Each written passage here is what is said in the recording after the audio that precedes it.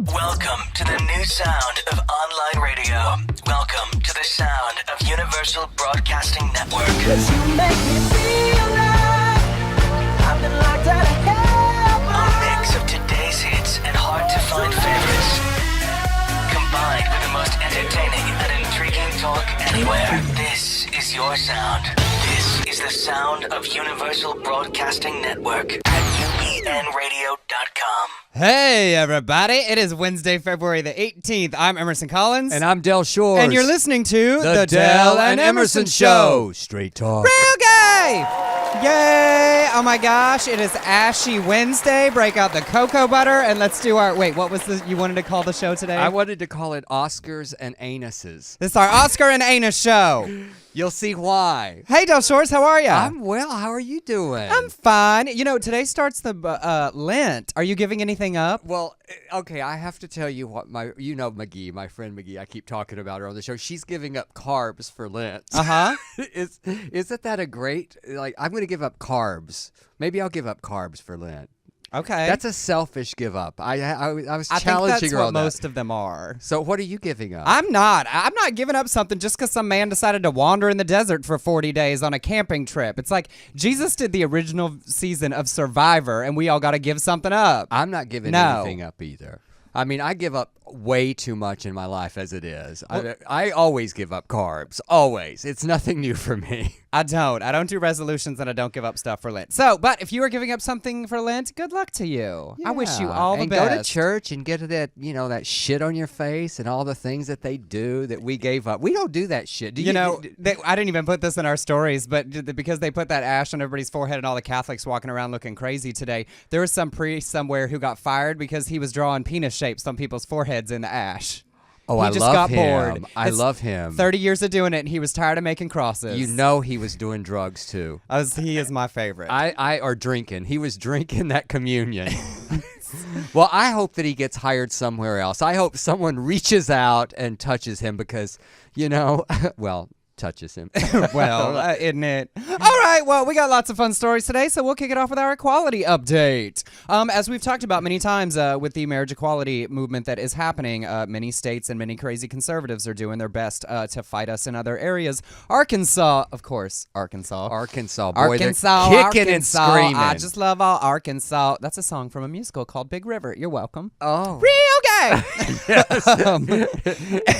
Did you do that? Did you do that musical? I've never done it, but I do like it, and it's the most ridiculous song in the middle of it for no reason. You just go around We're singing clearly show tunes, right? Don't you? You just go around in your car singing show tunes. I do. My life is narrated by show tunes. Okay, wait. I have an idea. So I'm working We have already gotten sidetracked. So far off. But we have no guests today, so we are can enough. talk. You guys, this is one of our We Are Enough shows. So I've been playing with these dumb ideas because I'm considering working on a one-man show. I'm saying it out loud so that I have to eventually do it.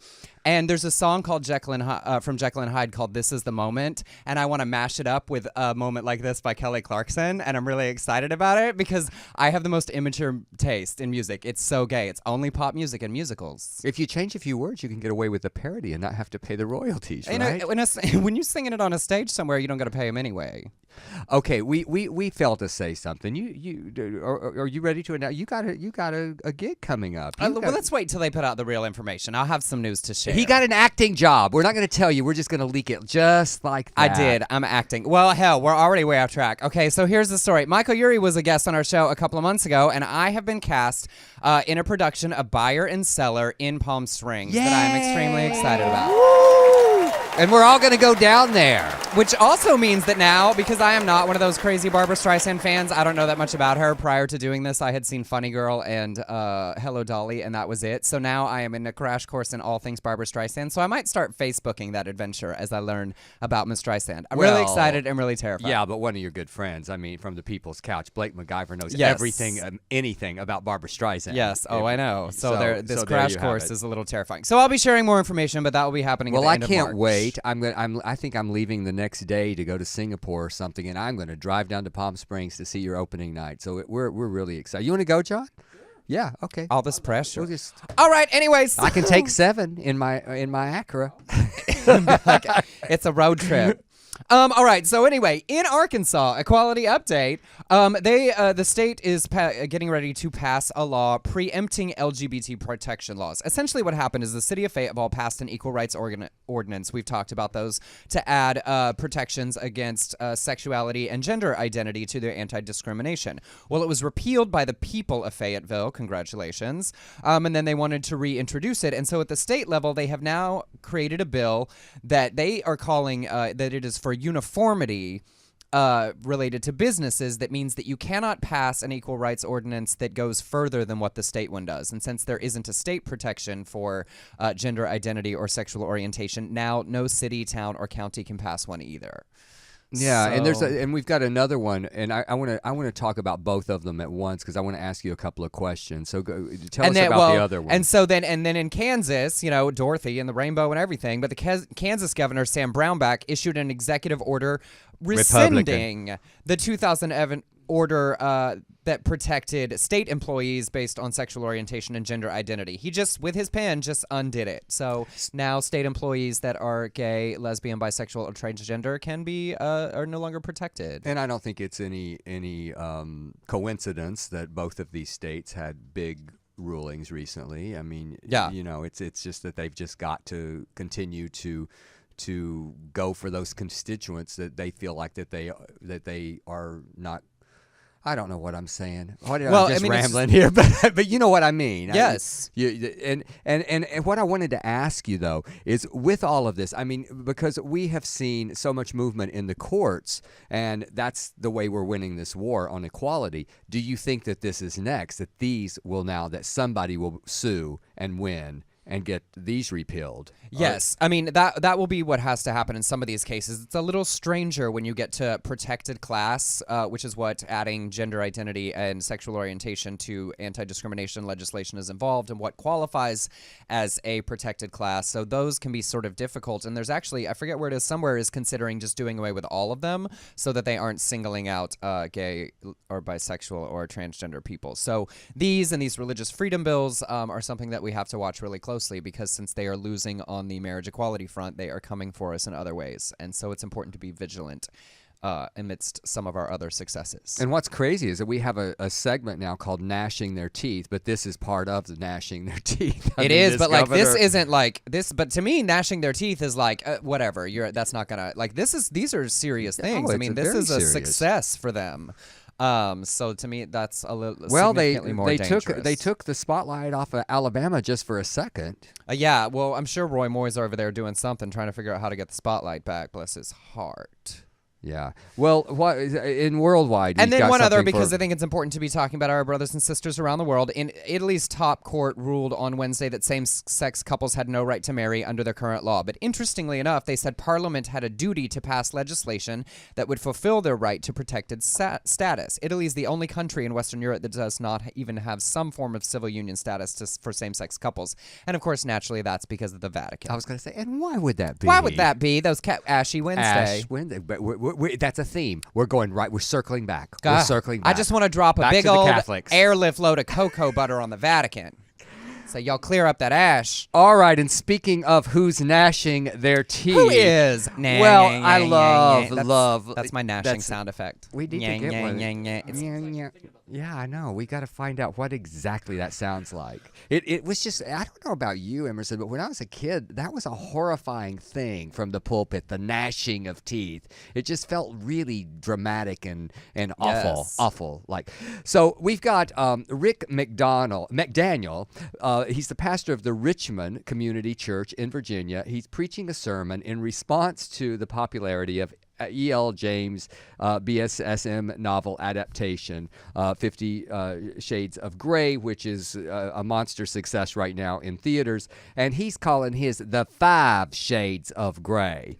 And he's going to be preaching against, aside from gay marriage, pornography, divorce, cohabitation, and adultery. I have been guilty of every single one of his 5 shades. Winner, chicken dinner. So in Vegas, you just won like the jackpot. You got all 5 in a row. So here's his quote. He said, God just sort of dropped an idea in my head. Within minutes, I had 5 topics to speak on, so I could call my media director at the church, and I said, hey, tell me what that 50 Shades of Grey movie is coming out. When that 50 Shades of Grey movie is coming out. I think the hardest one in some ways will be one on cohabitation.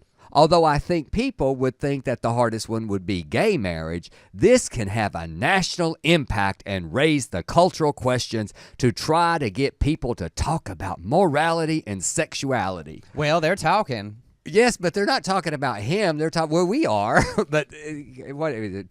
260 million today? Yeah, 50 Shades of Grey made $260 million over the weekend around the world. So, sir, I don't know if your sermon I'm seeing is it this stop week, that. so we can talk about it. Oh, I a can't wait little to bit. hear what you think. I asked people on my Facebook about it, and they were all excited to go see it. I haven't asked for their reviews yet, so I'll ask them and we'll discuss it after you've seen it. My daughter, Carrie Shores, saw it last night, and she was saying that she loved it and that it was not misogynistic and there was nothing that was degrading about women. It was just sex that was consensual, and she thought it was a wonderful, wonderful movie. Well, So- from the sound of it, Mr. Dornan is not nearly naked enough in that movie, so I'm not that interested. You let me know if I should change my mind. I will. All right, well, let's flash through the gay news. Well, Dun-dun-dun-dun-dun. what is happening this week that we're so excited? Really?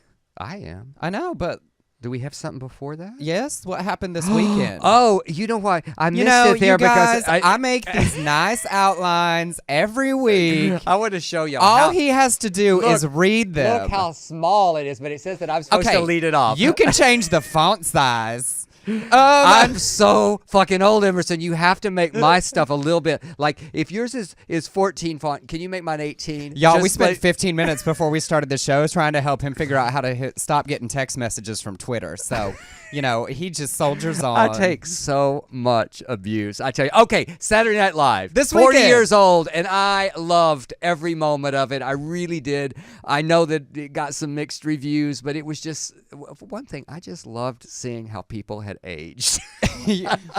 Make you feel better? It just a lot. I mean, I think I told you one of my favorite moments was when Chevy Chase walked out. Because, you know, in my shows, I teach people how to gasp internally. I could not do that. I was just like, oh, I could not believe what he is looking like. I thought, seriously, I thought that somebody had put on a fat suit. I thought Melissa McCarthy had put, well, she didn't put on a fat suit. Stop. She just put on a wig. But I love her so much, by the way, so much. What were your favorite moments? Well, I think the Chevy Chase thing is funny because allegedly they all hate him. He's been banned from the show since Will Ferrell was on it. So, like, that's a little awkward. He had to roll out there.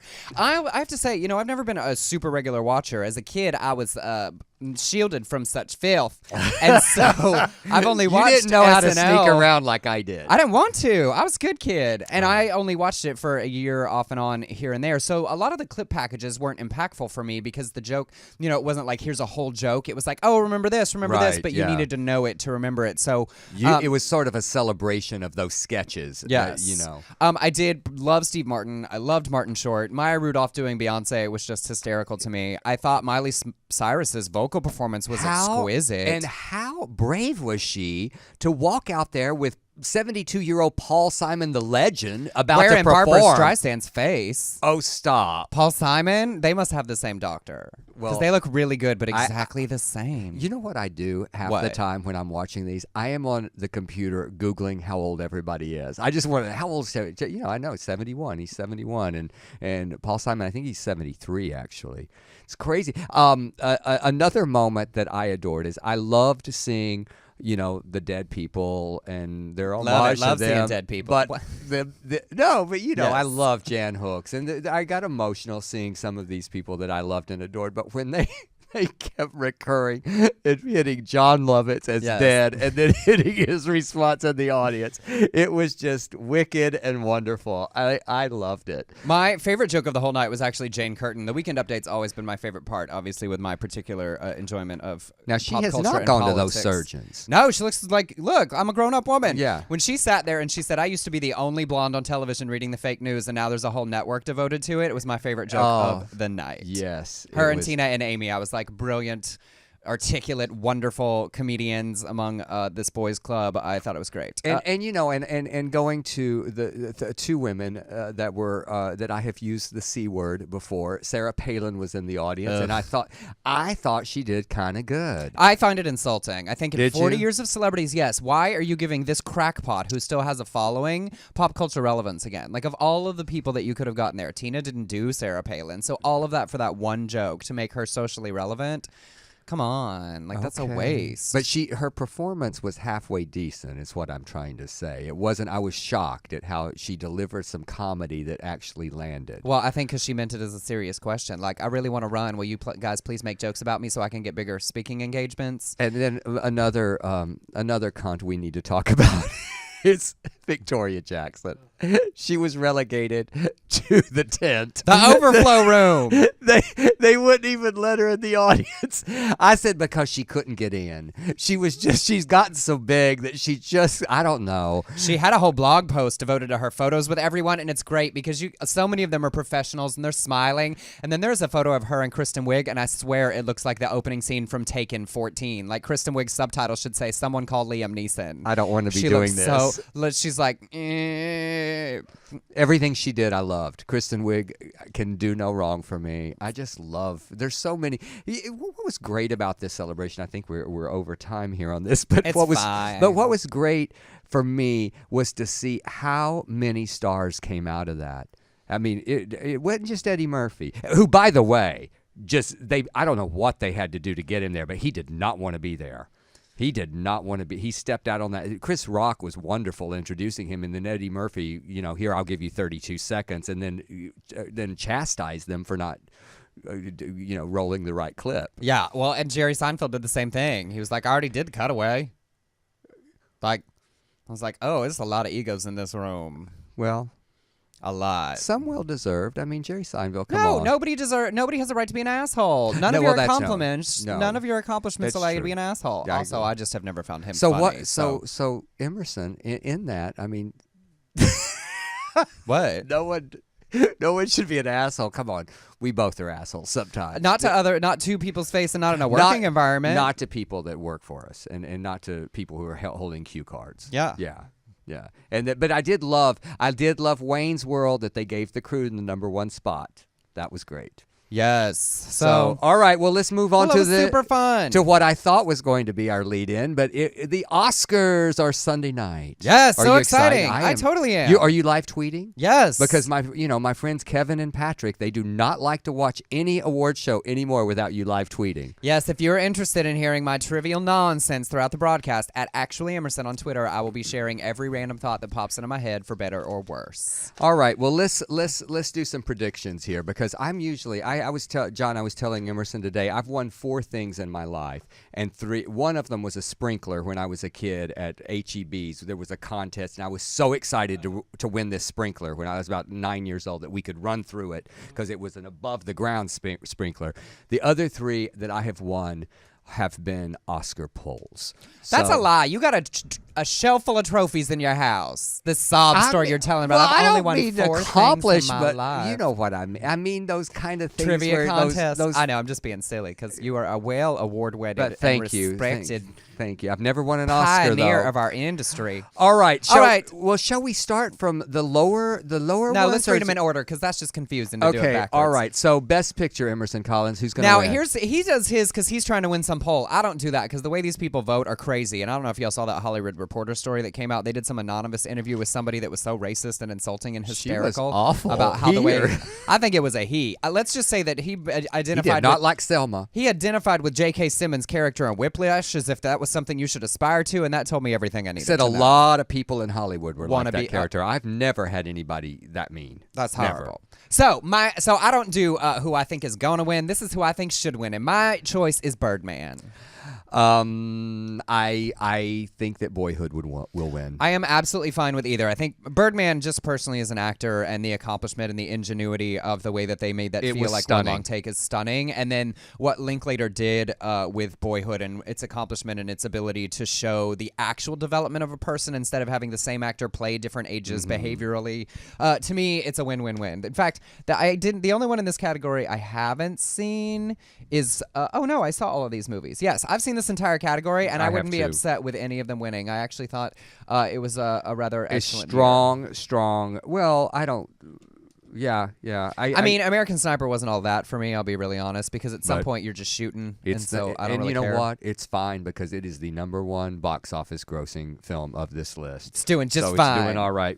So Best Actor. Let's go to Best Actor, and next week we'll see who did better. Okay, let's see if passion trumps a little bit of scientific and research. Okay. And for me, it goes with Birdman, Michael Keaton, and I think the range of that extraordinary performance and what it represents both in the film and outside of, but even just standalone in the film, what he did in that and the nuance of that crazy journey of this complicated man was exquisite. It was brilliant, and I agree with you. And I think that if there is anybody that may sneak in there, it would be Eddie Redmayne. But I do think that Michael Keaton will win. Well, and I this. thought Eddie was absolutely stunning. I mean, I think he's the foremost among our generation of actors. Can I tell you the one thing about Theory of Everything that I've thought about? I thought the movie was incredibly beautiful, except that it spans like an enormous number of years, and they look really close to the same age at that movie, at the end of that movie, when they went to visit the Queen that they looked at the beginning. I know it wasn't like Oprah in To me, it felt like in 5 Selma. years. So Oprah aged in Selma. Yeah. I mean, or like in The Butler when she was like 60 and played 20 and 60 and played 40 and 60 and then played like 112. It was like black don't crack till it shatters.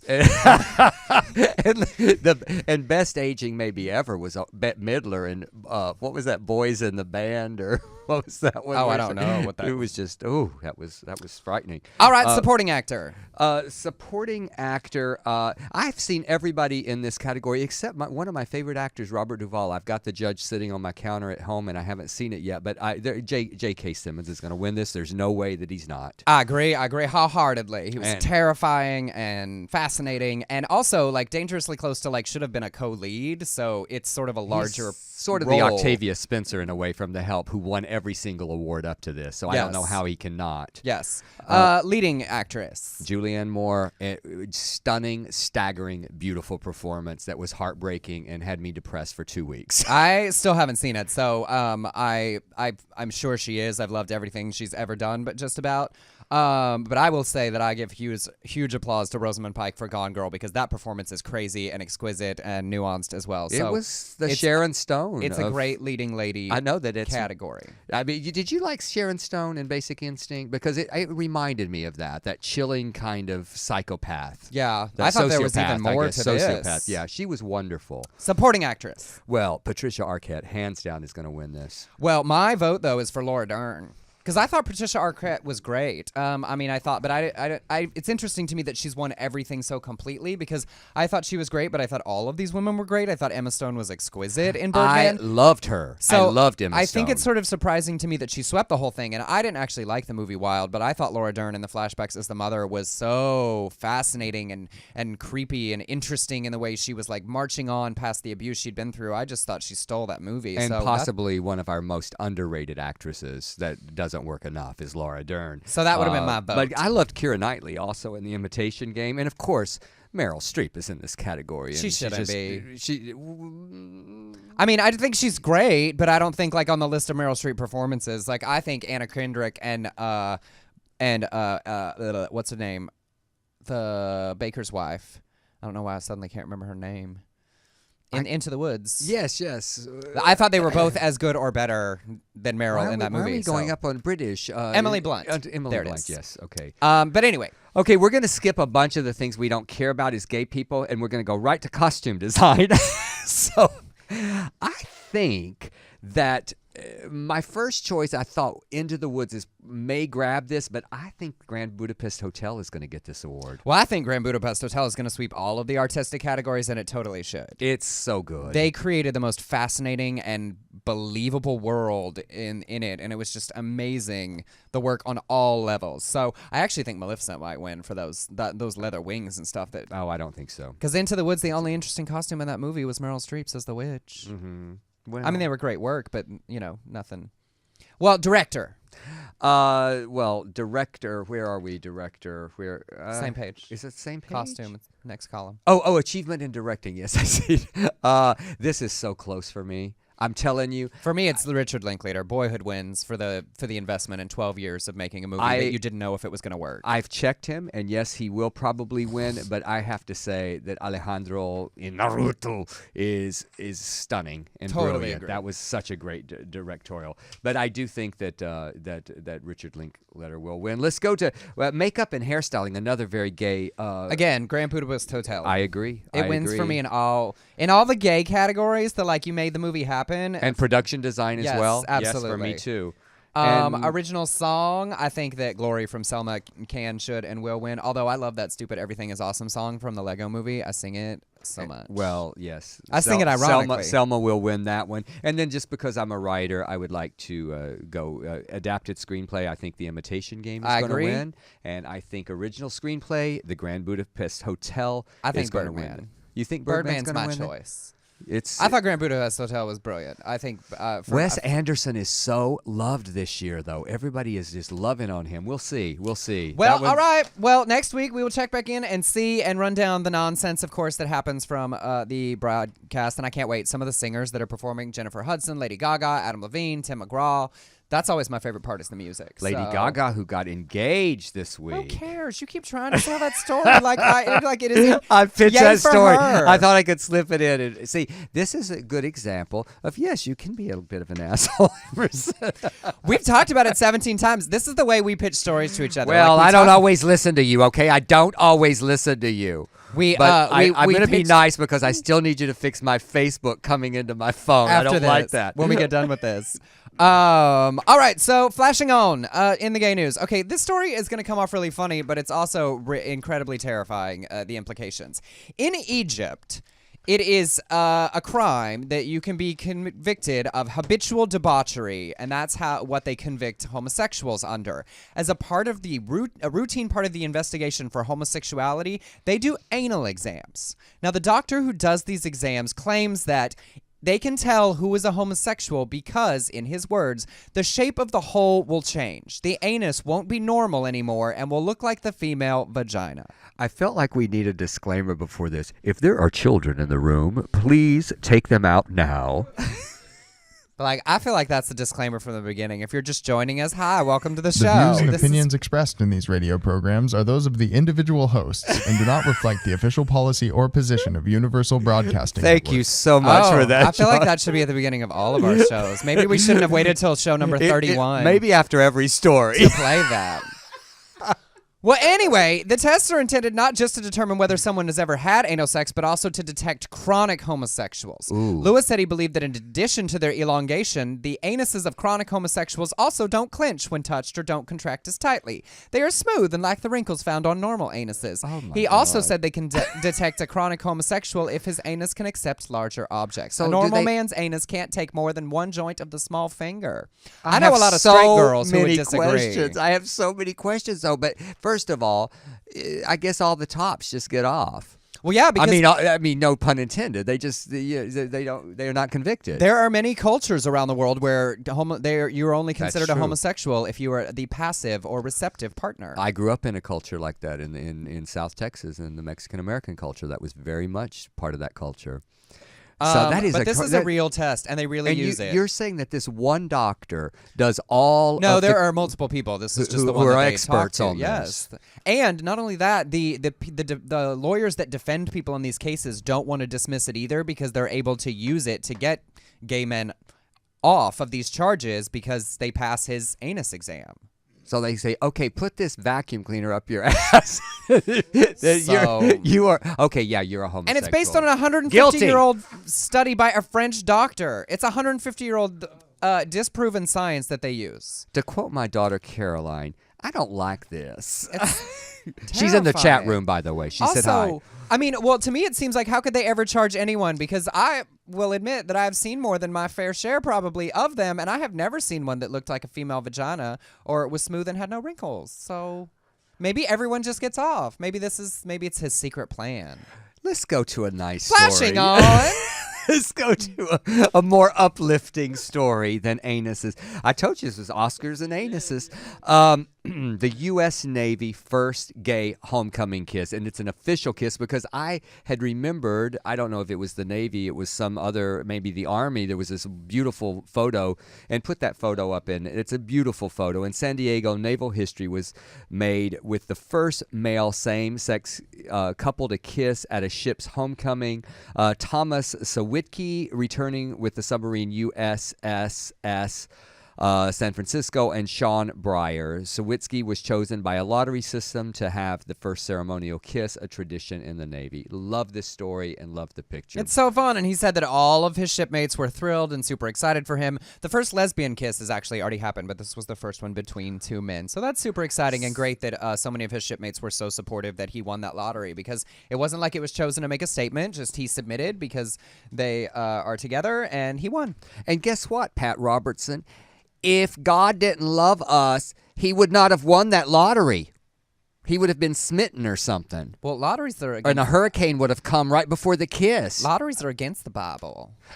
Are they? I'm pretty sure. I know we were brought up that way. There was no gambling. That's why that's why gambling's illegal. Lottery's a form of gambling, and that's somewhere in the Bible about throwing dice in the temple. Well, okay. That's what it was, right? Well, Yes, something I'm pretty like sure. that. Anyway, flashing Moving on. Okay, so continuing the ridiculous, there is a Tennessee lawmaker who wants to make the Bible the state book. Jerry Sexton has introduced a bill to make it the official state book because Mississippi did introduce the same, and heaven forbid that Tennessee fall behind Mississippi. Louisiana tried to do the same a couple months back, but they got criticism from both sides. People who said, that's ridiculous, we could make it Harry Potter, and people who said, well, that's sacrilegious against the Bible to dumb it down to that level. So it was a lose-lose. And there's a big controversy about separation of church and state as well with this, but I loved the quote from Tom Miles, the Democrat, who this is the Mississippi state rep. He goes, the Bible provides a good role model on how to treat people. You know, like stoning. That's my favorite way to treat people. And he said they could read in there about love and compassion. He's right about that, though. Yes, right. you can. You certainly can read about that. But you can also read about some rape and incest and some terrible things too. So take your pick. I mean, I just don't know that marrying a rapist. Yes. If you rape a woman, you have to marry her. I mean, there's a lot of really wonderful role models. This in the is Bible. real off topic, so, but it's sort of related. It's that kind of show. People talk about they keep pulling all these books out of curriculums because they're on dangerous subjects. Think about how many of those libraries still have the Bible in it and how much terrible things happen in there. Well, one of my favorite things ever, and I lost a fan on Facebook because of this, is because he worked at like B. Dalton or somewhere, and one of my daughter Caroline's friend's girlfriend went into the bookstore over here in Studio City and took all of the Bibles and put them in the fiction section.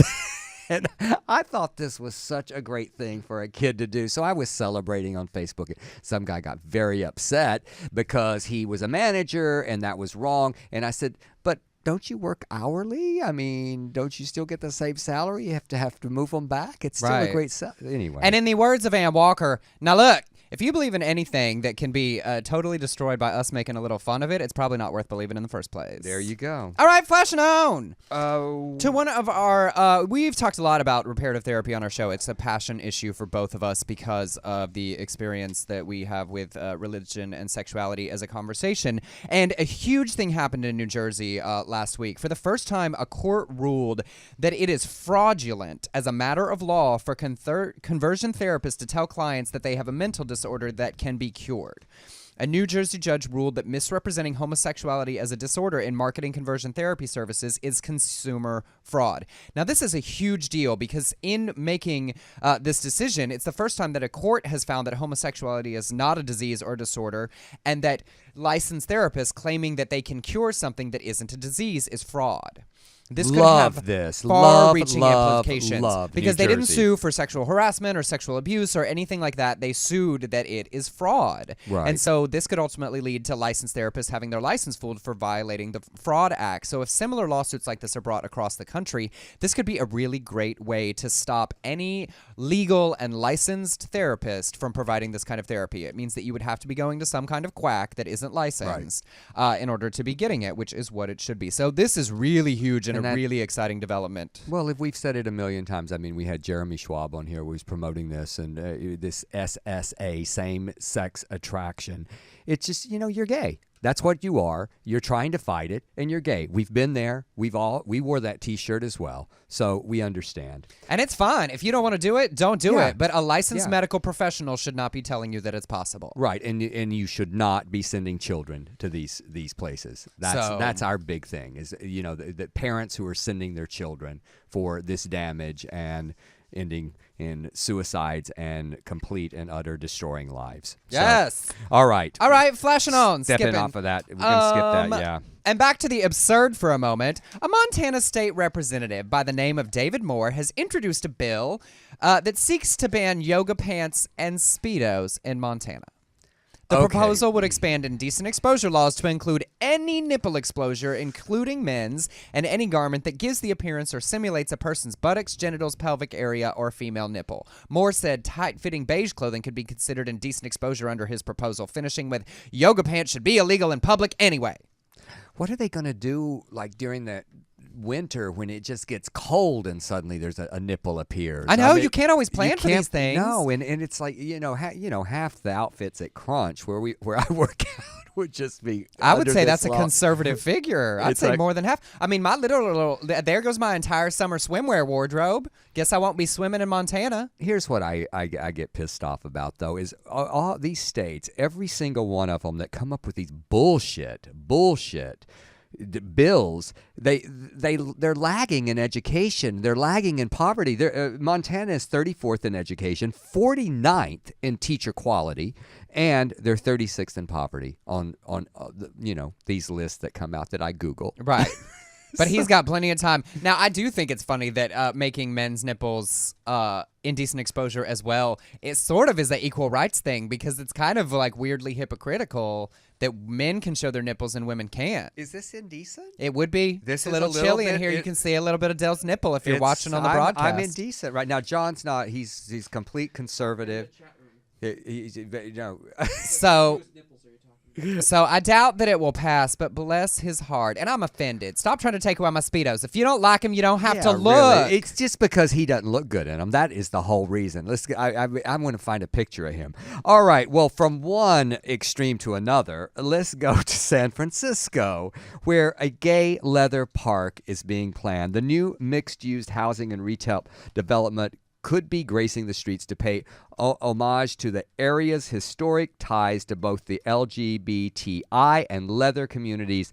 The developed public space, currently taken up by a car park, would be transformed into a leather-themed pedestrian plaza called the Eagle Plaza. As it should be. The parklet has been designed with a furnishings of blue, black, white, and red, the colors of the the leather. Why did I say yellow? The colors of the leather flag. So there we have a wonderful, uplifting story in San Francisco. Yes, honoring their historic gay community and the strong presence of leather there. So that's really exciting. All right, flashing on.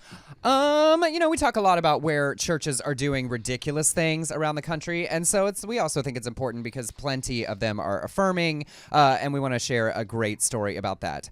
Evangelical minister Rob Bell this weekend was on an episode of Oprah's Super Soul Sunday with his wife, Kristen. He was the founder of the 10,000-member Mars Hill Bible Church in Michigan, which is a really, really huge organization. And in 2013, he came out with his unequivocal support of marriage equality.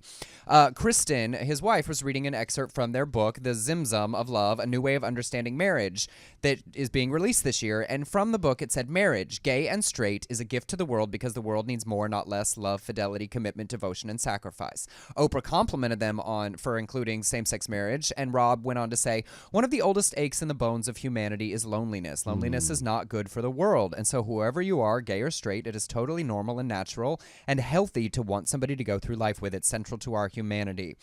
Oprah asked, when is the church going to get that? And Rob said, we're close. And his wife added, I think it's evolving. Lots of people are already there. We think it's inevitable, and we're moments. And Oprah added, moments away from the church accepting it. And he said, absolutely. So this is a huge man, a man who is a huge figure in the evangelical Christian community, the founder of this enormous Bible church, stating unabashedly his and his wife as strong Christian figures support for same-sex marriage. I love this so much, and I think that we desperately always need to include things like this to show that we are evolving, and there are churches out there that are evolving. When we were kids, there were no churches like this. None, right? Yeah, I mean, did you know of any? No, absolutely not.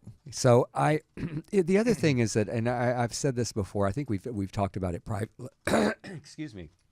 I don't have that button that they have on the big stations where you can push it and mute it for a second. I just got a hairball. But you know, we've talked about this before, you and I have, Emerson, but I think there are many people who are on the cusp of changing. They are not able to yet. Their foundation would crumble, and they have worked so hard with the rhetoric that we've heard, but now that faces are being put on gay, I think that there are changes of heart. We've seen it in this country since Prop 8 passed. We've seen such a difference in statistics because of faces. So I think that yes, it's going to penetrate the churches, just not quite in the South yet. But not yet. But we're going to get there. But and lots of places are, and honestly, you know, it's like what happened with the civil rights movement in the '60s. A lot of times you have to change the laws, and then people's hearts and minds follow behind as they give up fighting the legal system. And then when you meet and you just accept something as reality, as you meet and understand more people, your thoughts continue to evolve. Is the word that people are continuing to use, and I do sort of love that. I do too. All right, and Flash we have on. a very funny story. Joe Biden has a little verbal slip at he was speaking at Drake University in Iowa yesterday, and he said in his speech, "And Neil Smith, an old butt buddy, are you here, Neil?" And he didn't correct himself, and then he goes, "Neil, I miss you, man. I miss you." Now, later he said that he used to be a stutterer, which has been documented before, and I'm very involved with the National Stuttering Association and Speech Therapy. I don't know what he meant, though. An old buddy? Did he said an old? Well, it may just be that he said buddy. Oh, I get it now.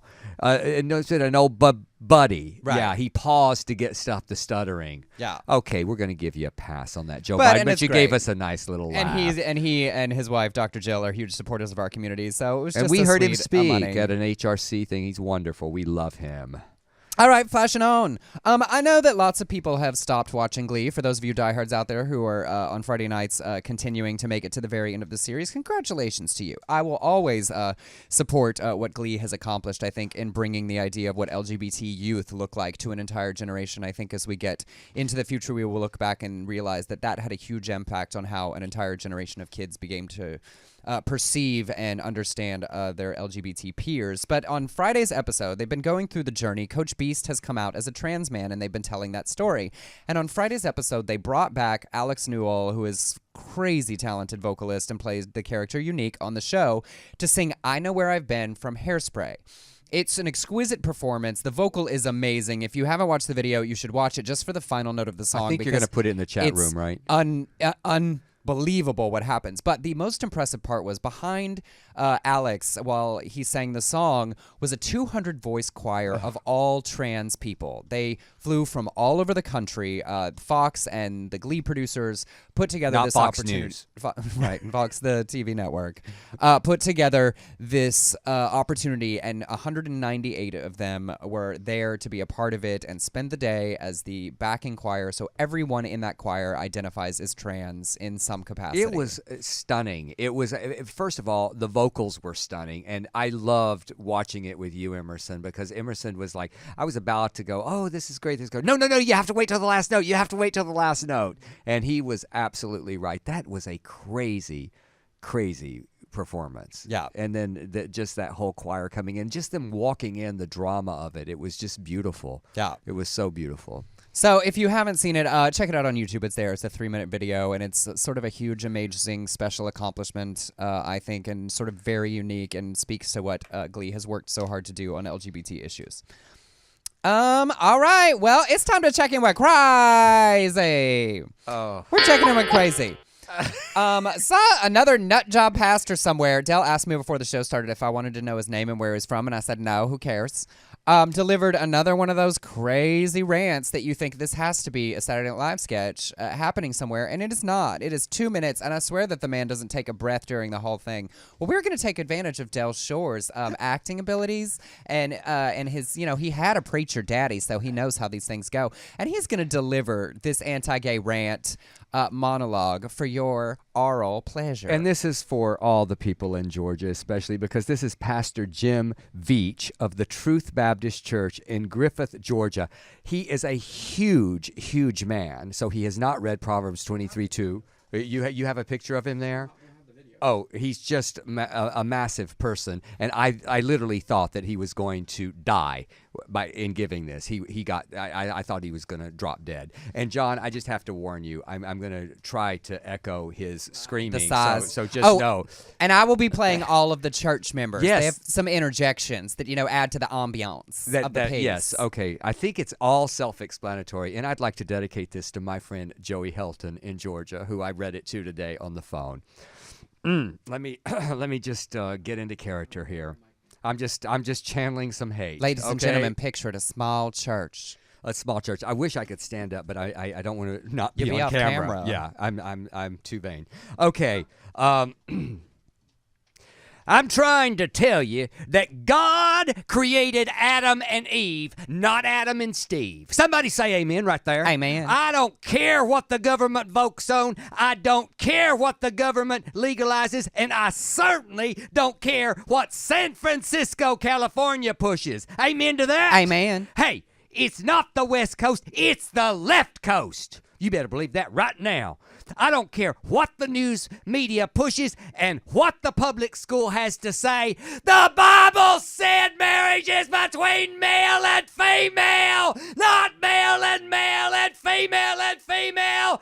Somebody told me the other day, brother, somebody told me the other day, they said, Brother Jim, you better watch them girls. It used to be a church here that was full of girls. Now there's some boys coming in. You better watch out. And I'm glad they're normal. We're going to have guidelines and we're going to do it right. Praise God. But I am glad normal has kicked in. Praise God. Praise God. Because what this world is pushing, what Hollywood is pushing, what the news media is pushing, what they want to push, it's not normal. It's perverted. It's unnatural. They're boy scouting. I'm not sure what they're scouting now. They're scouting boys. Are they boy scouting or scouting boys? Well, you help me right there. Somebody write that down. Preach it again. Amen. Amen. I swear, Emerson, did I exaggerate on any level? No. I think I underplayed it a little bit. You did. I'm out of breath right now. I don't know how he lived through that. Well, that's his workout, I guess. Well, he only obviously works out on Sunday mornings for 45 minutes. Woo! It was crazy. It was crazy. I think my friend Holly Joe sent me that originally. It is a crazy, crazy sermon. Oh, bless their hearts. It's just so much. You all right, John? It's just exhausting. But, I think these people, I mean, first of all, we see the humor in this and we go, okay, yes, I've said this before. You're kind of a gay advocate because you are so ridiculous that I don't know how anybody can look at this and take you seriously. But there are kids in those pews Living who in those do. towns, Yes, yeah. who do. And that's where it becomes serious for us. And that's why we did make Southern Baptist Sissies, because we had to show that there is a way out. There is a better way, and you're not alone out there. So in doing this silly little thing and ranting like this, I want, if anybody is secretly listening to our show because you're not allowed to, like I used to do things, and you need some help, you can always message us at the Del and Emerson Show. And we're not therapists, and we don't pretend to be, but we can certainly steer you to the right people in your town and in your state and in any kind of hotline. So we just want to always be there for you. Absolutely. All right, and finally, what's gay in sports ball? Sports ball. I like lisping it. It works a little better. I meant to tell you on Yes. our Big E blast today, you misspelled sports ball. I just want to point that out. You feel better? I feel so much better. You is what- interchange. No, I shouldn't say that because he's not going to fix my Facebook. Be like, well, that's your choice. No, I feel like it's fair. Well, You're typing real fast. these things, yes, I do. A T These and an things S got happen. interchanged. It's okay. It's a subconscious. All right, our final story. The WWE went on a tour. That's wrestling sports ball, which qualifies. I had think. to, It's all the I same. hate to admit it, but I always kind of have to look up things like that. I don't know. Worldwide Wrestling Entertainment something. I don't find wrestling hot on any level like some gay guys. I just don't. I find real wrestling hot, but not this like fake stuff that these guys do in these man panties. like you're talking about you wrestling. Well, I mean like real, like somebody's trying to actually win. This like performance art wrestling where they already like it's decided it's just soap operas for men. Little For wrestling in the men sheets. and any women that choose to enjoy the WWE. Well, anyway, they were doing a tour of the United Arab Emirates. They booked 3 shows there, and they chose not to bring their openly gay star, Darren Young. Now, that is, of course, because the United Arab Emirates is a country where homosexuality is illegal. And he came out saying, why do we bring the best entertainment into a country like Abu Dhabi, which isn't the country, and they look down upon women and gays. I get it, millions of dollars. He was calling them out for being willing to take the money from the United Arab Emirates and willing to leave him behind so as not to put him in danger or cause controversy while they were there. They responded saying, the WWE does not discriminate against individuals regardless of age, religion, race, or sexual orientation, and we continue to proudly support Fred Rosser, a.k.a. WWE superstar Darren Young, for being open about his sexuality. Unfortunately, we cannot change cultures and laws around the world, and thus we did not send him to the United Arab Emirates for upcoming events for his own protection. Which is all well and good, but he has a really good point. Like, at what point is it, like, which matters more, making money or the principles? And he's sort of making the point that, well, the money mattered more than your principles. And guess what? Maybe they can't change the laws, but they could have made a difference by saying we're not going to come to your country because you are homophobic, and one of ours is that person that you were discriminating against. We don't want your money. So, well, all right. Wow. We got right at the end, right on time. we did. You guys. We cut like one story only. This has been a wonderful, fun show for us. We want to say that we are very. We were talking today on our way out the door today when we were kind of going over everything, and I said, you know what? I really look forward to this show every week. I enjoy it so much. So I want to thank all of you for listening. We once again were the #1 show on UBN. We had almost 89,000 listeners in 1 month, and we so appreciate each and every one of you tuning in. And we are still looking for sponsors, so, you know. And for those of you who have asked, UBN Radio has been switching over their website, and we appreciate your patience. They are getting all of the old shows up on the website, so they will be loading in soon. For those of you who haven't been able to get them, they are coming back. So if you are interested in sponsoring the show, hit us up at delandemerson@gmail.com. You can follow Del on Twitter at Del Shores and on Facebook at the Del Shores Fan Club. If you want to send me hate tweets, you can send them to @actuallyemerson. You can find me on Emerson Collins Official on Facebook. Stick around because up next is On Air with Tony Sweet, and after that, the Ann Walker Show with co-host Scott Nevins. All right. Thank you so much. We'll Thanks for see y'all listening. next week. Bye-bye now. Bye.